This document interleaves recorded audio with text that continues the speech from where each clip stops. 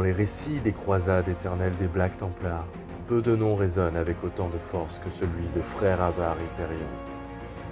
On raconte qu'il était un guerrier à la fois inébranlable, un géant parmi les géants, dont l'ardeur spirituelle rivalisait avec la puissance de son bras.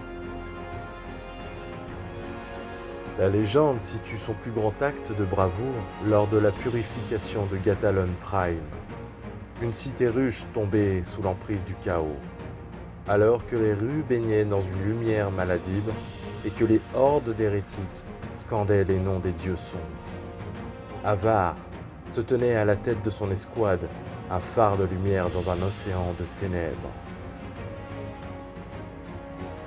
Son armure ornée de la croix de Malte et des reliques sacrées semblait brûler d'une lumière intérieure.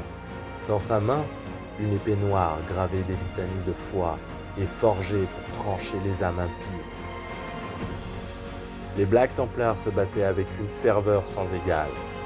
Mais c'est Avar qui transforma la bataille en légende.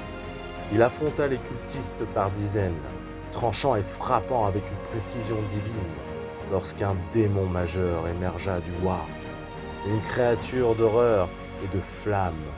Il ne recule pas.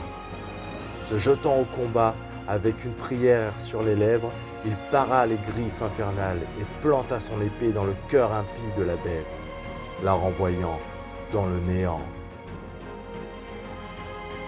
On raconte que ce jour-là, même les bâtiments en ruine furent purifiés par sa présence.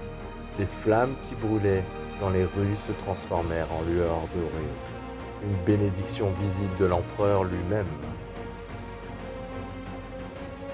Frère Avar Hyperion devint une icône, un nom que les Black Templars murmurent encore dans leurs prières.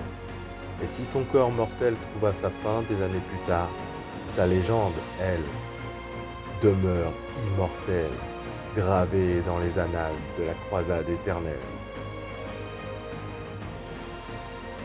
Il n'y a pas de répit, pas de pardon, seulement la foi portée par des héros comme Avar Hyperion.